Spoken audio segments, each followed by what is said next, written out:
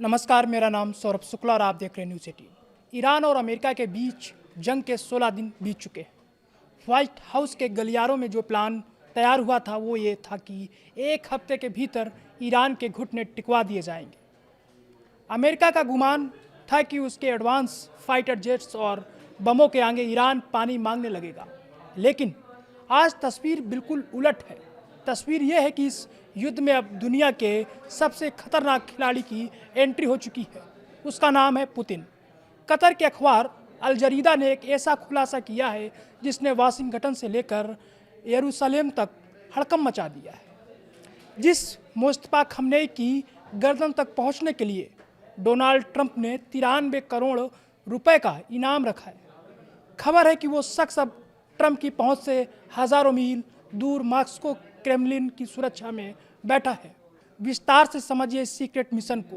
Report कहती है कि जिस वक्त तेहरान पर बमबारी हो रही थी, आसमान में बारूद की गंध थी, उसी वक्त रूस के मिलिट्री विमानों ने एक बेहद गुप्त ऑपरेशन को अंजाम दिया। ईरान के सुप्रीम लीडर मुस्तफा खमनेई को सुरक्षित निकालकर मॉस्को पहुंचाया गया है। कारण बताया जा रहा है खराब सेहत और सुरक्षा। कहा जा रहा है कि मॉस्को में उनका एक बड़ा ऑपरेशन हुआ है और फिलहाल वो क्रेमलिन की हाई सिक्योरिटी में इलाज करा रहे हैं। गौर करने वाली बात यह है कि ये कोई इत्तेफाक नहीं है। जब ईरान ने मुस्तफा को नया लीडर चुना तो बधाई देने वालों में सबसे आगे पुतिन का नाम था, और अब खबर है कि खुद पुतिन ने ईरानी राष्ट्रपति मसूद पेजेश्कियन से बात कर मुस्तफा को रूस बुलाने का प्रस्ताव रखा था। यानी रूस ने अब खुलकर अमेरिका के खिलाफ अपनी बिसात बिछा दी है। अब बात करते हैं डोनाल्ड ट्रंप के उस हथियार की जो फिलहाल फेल होता नजर आ रहा है।